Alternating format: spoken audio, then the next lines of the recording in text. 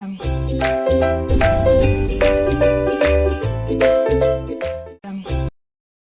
Guys.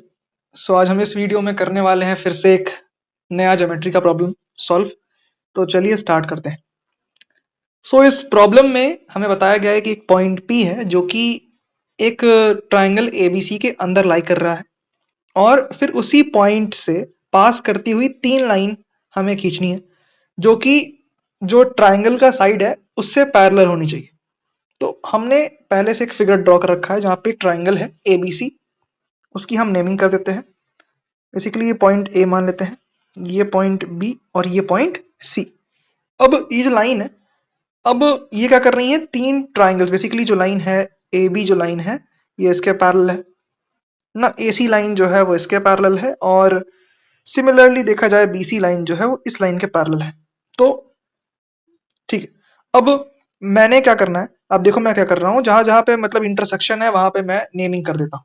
तो सबसे पहले एक पॉइंट जो शुरुआत में बताया गया था पी, वो तो हमें लिखना ही पड़ेगा। जैसे एक पॉइंट है ये वाला, इसका नाम पी है, ठीक है ना।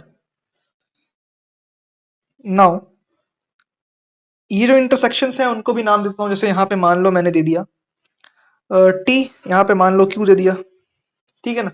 यहाँ पे मैंने बोल दिया आर, यहाँ पे मैंने बोल दिया एस, यहाँ पे मैंने यू बोल दिया एंड फिर मैंने यहाँ पे वी बोल दिया। मतलब मैंने नेमिंग कर दी है जितने भी इंटरसेक्शंस थे। अब मुझे गिवन क्या है कि बताया गया है कि बेसिकली 3 ट्राइंगल बन रहे हैं जो कि उनके एरिया बेसिकली गिवन है, ठीक है। इसे मान लो मैंने बोला कि ये जो ट्राइंगल है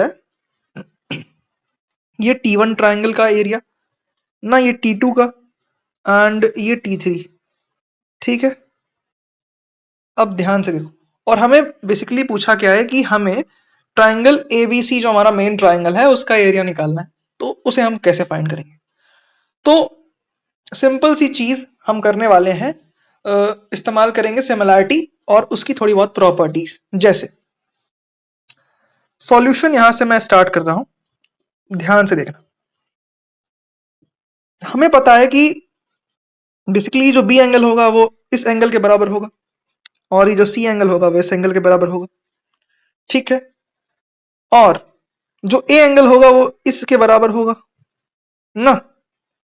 सिमिलरली ये वाला एंगल जो है एंगल पी क्यू आर, ये भी एंगल ए के बराबर होगा, ठीक है।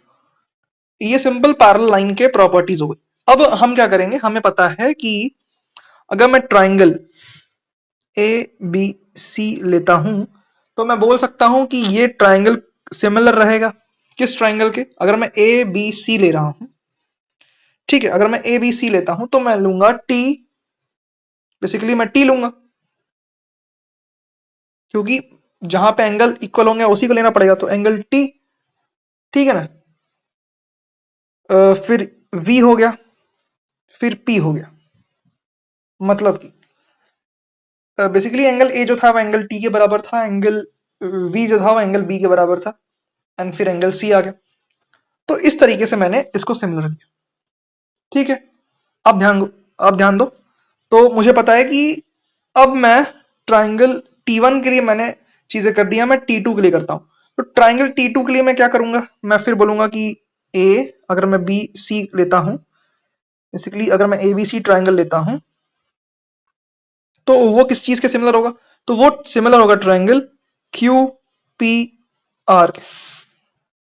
सिमिलरली तीसरा ट्राइंगल अगर मैं लेता हूं T3 के लिए, तो T3 के लिए मुझे पता है कि अगर मैं ट्राइंगल ए बी सी ले रहा हूं तो वो ट्राइंगल सिमिलर होने वाला है मेरा angle triangle P U S के लिए, ठीक है। इस चीज को मैं कैसे सिमिलर बोल सकता हूं, तो मैं बोल सकता हूं एंगल एंगल प्रॉपर्टी से, ठीक है ना। नाउ जब ये चीजें हो चुकी हैं तो मैं बोल सकता हूं कि हमें पता है कि अगर दो ट्राइंगल सिमिलर हैं, ठीक है, दो ट्राइंगल अगर सिमिलर हैं तो अगर उनके एरिया का अगर मैं रेशियो लेता हूं तो उसे मैं किसी भी करस्पॉन्डिंग साइड्स के रेशियो के स्क्वायर के इक्वल लिख सकता हूं। जैसे मान लो मैंने लिखा let the area triangle ABC equals to x. मान लिया मैंने ना कि एक्स जो वैल्यू है ट्राइंगल ABC की वो एक्स के बराबर है। अब मैंने लिखा एक्स अपॉन, मैंने सबसे पहले ट्राइंगल लिया TVP की, सबसे पहले मैंने TVP लिया, तो वहां पे जो बेसिकली एरिया है T1 है और T1 हमें गिवन है, तो T1 का जो एरिया है बेसिकली 4 है। 4 वो इक्वल होगा, कोई भी करस्पॉन्डिंग साइड ले सकता हूं। अब जब मुझे लेना है तो मैं कैसे लूंगा, ये मेरा थॉट क्या है। बेसिकली मान लो मैंने लिया सबसे पहले मैंने लिया AB, ठीक है ना। अगर मैंने मान लो AB ले लिया, ठीक है ना, मैं AB के पर्सपेक्टिव से कॉल कर रहा हूं, तो मैं उसमें क्या लिख सकता हूं, AB को मैं लिख सकता हूं बेसिकली AB के जो प्रोपोर्शनल होगा वो होगा मेरा TV। तो यहां पे मैं TV लिखूंगा अपॉन में TV, ठीक है ना, यहाँ पे TV आ गया। अब यहाँ पे जो टीवी है, क्या मैं उस टीवी को क्या मैं उस टीवी को अगर एक पैरेललोग्राम के पर्सपेक्टिव से देखूं, जो मेरा टीवी आ रहा है, तो वो AB का ही साइड है। तो मुझे कुल मिलाकर एक थीम है, अभी यहाँ पे टीवी लिख रहने दो, इसके स्क्वायर के बराबर होगा ये चीज। तो मैं बोल सकता हूं कि AB अपॉन टीवी जो है वो root over of x upon में 2 के बराबर है, ठीक है। सिमिलरली ये पहली चीज हुई। दूसरी चीज क्या कर सकता हूं, फिर से मैंने वही लिया x अपॉन, अब मैं T2 का एरिया लेता हूं, तो T2 का एरिया 9 है। वो चीज क्या होगी, तो वो चीज होगी अगर मैं फिर से AB लेता हूं, तो AB के हमें देखना पड़ेगा कि AB के बेसिकली कौन सा बेसिकली आ रहा है साइड। तो AB के पर्सपेक्टिव से देखूं तो मैं साइड ले रहा हूं QP, AB अपॉन QP। सो AB अपॉन जब QP लूंगा तो उसका स्क्वायर भी करना पड़ेगा, ठीक है। अब देखो जब ये x अपॉन 3 बनेगा, root over of x upon 3, तो AB ही रहेगा। अब मैं QP को क्या करूंगा पता है, जब मैं QP को लूंगा तो उसे मैं कर दूंगा चेंज। जैसे जो QP है, QP वो AT के बराबर होगा। क्यों, बिकॉज ये देखो ये फिगर मैं देखता हूं, ये फिगर, ये लाइन इसके पैरेलल, ये लाइन इसके पैरेलल, तो ये पैरेललोग्राम बन गया। और पता है हमें पैरेललोग्राम के अपोजिट साइड बराबर होता है, तो मैं QP को AT के बराबर लिख सकता हूं, ठीक।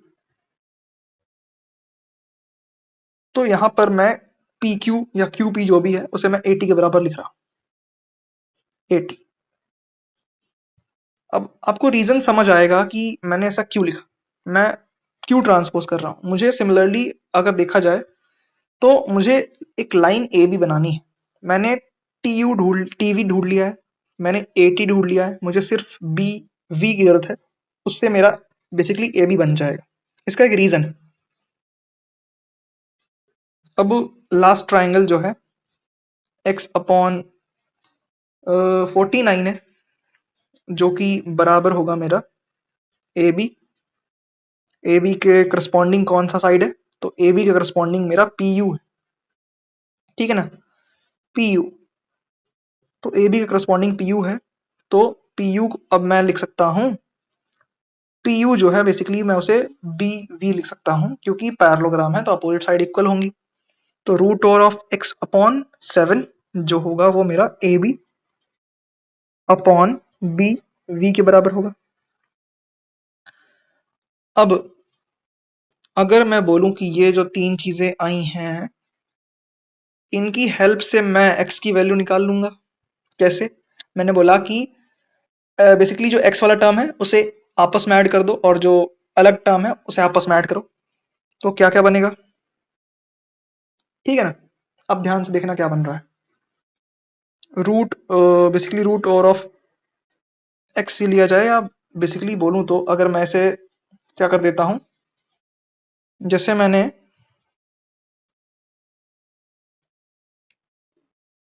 2 अपॉन में रूट ओवर ऑफ एक्स लिया, इसको प्लस किया 3 अपॉन में रूट ओवर ऑफ एक्स, इसे प्लस किया 7 अपॉन में रूट ओवर ऑफ एक्स। अब उसे मैं इक्वेट कर सकता हूं, ठीक है। अब नीचे तो देखो भाई ए बी आ जाएगा और ऊपर बचेगा टीवी प्लस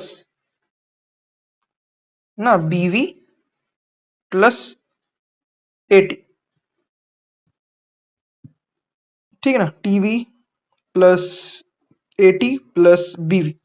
ठीक है, और ये जब तीनों जोड़ोगे ना, टीवी प्लस क्या बन रहा है, ध्यान से देखो, टीवी प्लस एटी प्लस बीवी, ये तीनों जुड़ के ए बी ही बना रहे हैं।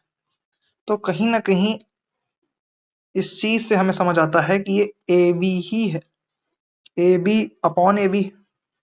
और जब ये चीजें हुई तो आपस में कट के ये वन आएगा। और जब चीजें आई तो मैं इधर भी सॉल्व करूंगा, तो ये कितना आएगा, ये आएगा 5 + 7 12, 12 upon root x equals to 1। और यहां से x की वैल्यू जो आ जाएगी वो आ जाएगी मेरी 144, जिससे मैं एबीसी का एरिया निकाल दूंगा। मतलब ट्राइंगल एबीसी जो है उसका एरिया जो है वो 144 है, और यही मेरा आंसर। सो जो आंसर हो गया वो हो गया मेरा 144। सो ये था इसका पूरा एक्सप्लेनेशन। Thank you.